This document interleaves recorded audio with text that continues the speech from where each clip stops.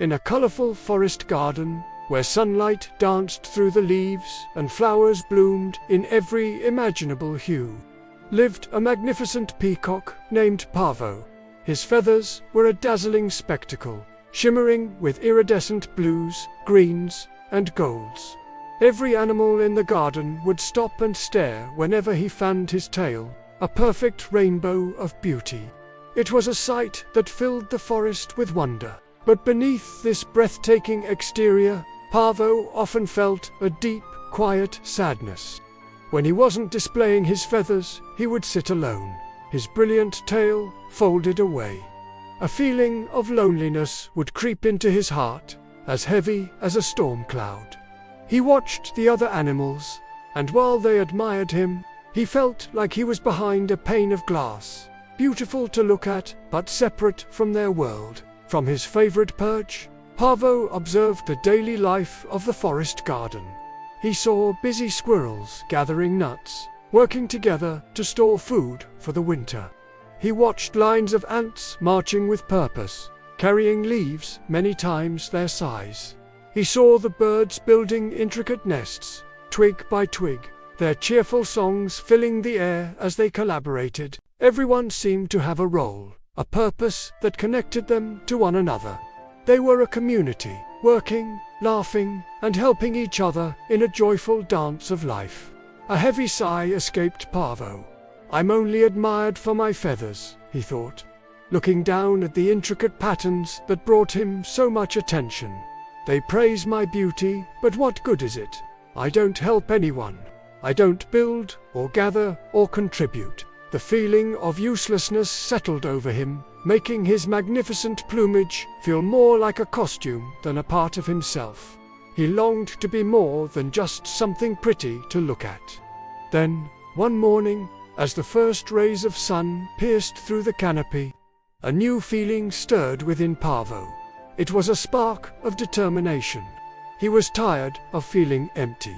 He stood up tall, his posture no longer slumped with sadness, but filled with a newfound resolve. "No more," he declared to the rising sun. "I want to be useful. I want to bring real joy to others, not just be a fleeting spectacle." A sense of hope, warm and bright as the morning light, filled his chest. With this new purpose guiding him, Pavo sought out the wisest creature in the garden, the old tortoise, who had lived by the tranquil pond for as long as anyone could remember. Pavo found him basking on a warm stone.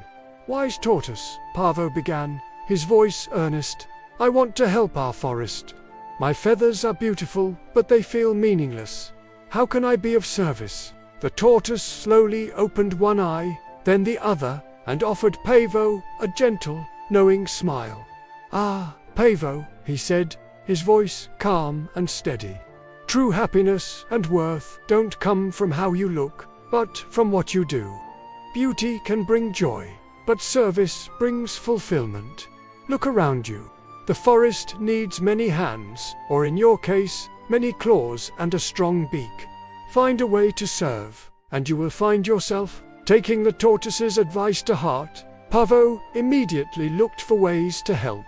He noticed that some parts of the garden were bare, so he used his strong beak to pick up fallen seeds and carefully spread them in the empty patches. He saw that leaves and twigs had cluttered the pathways, making it difficult for smaller creatures to travel.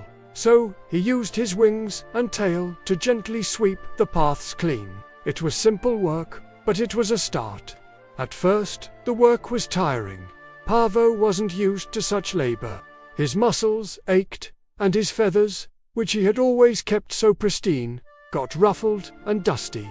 Some days, he felt like giving up and returning to his old life of quiet admiration. But then, he would remember the tortoise's words, and the empty feeling he so desperately wanted to leave behind. With a deep breath, he would pick up another seed, or sweep another path, his determination stronger than his fatigue. Soon, Pavo's efforts expanded. He realized his sharp eyes could spot ripe berries high in the bushes, and he would call out to the younger birds, showing them where to find food. His tall stature allowed him to see over tall grasses, and he started guiding small, lost animals back to their families. He was no longer just a beautiful statue, he was a helper, a guide, a friend. The other animals began to see him not just for his feathers, but for his kindness. With each act of service, something remarkable happened inside Paavo. A warmth spread through him that was more satisfying than any praise he had ever received for his beauty. He started to smile more, a genuine smile that reached his eyes. He felt a quiet strength growing within him, a sense of purpose that made him stand taller than ever before. He was discovering a new kind of beauty, one that radiated from the inside out. And as Paavo changed, so did the garden. The seeds he had planted sprouted into vibrant new flowers. The clean paths made the forest feel more open and welcoming.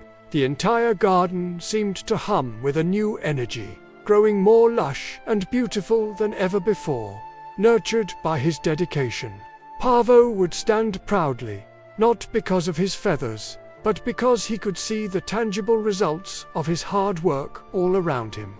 One evening, the animals of the forest gathered around Paavo. The squirrels chattered their gratitude, the birds sang songs of praise, and the small animals he had guided nuzzled against his legs. "Thank you, Paavo," said a little rabbit. "You don't just make the garden beautiful to look at, you make it a wonderful place to live." Their sincere appreciation filled Paavo's heart to the brim. At that moment, surrounded by his friends, Paavo fanned his magnificent tail. The feathers unfurled in a glorious display, catching the golden light of the setting sun. But this time, it felt different. It wasn't a display of vanity, but an expression of pure joy and contentment. He finally understood. His true beauty wasn't just in his feathers, but in the kindness he showed and the good he did. It was a beauty that came from a heart full of purpose. And so, Paavo lived out his days in the blooming garden, a symbol of true fulfillment. He had learned the most important lesson of all, that it is our effort, our dedication, and our willingness to help others that give our lives meaning and make them truly beautiful. Thank you for watching. If you enjoyed Paavo's story, don't forget to like, share, and subscribe for more heartwarming tales. See you next time.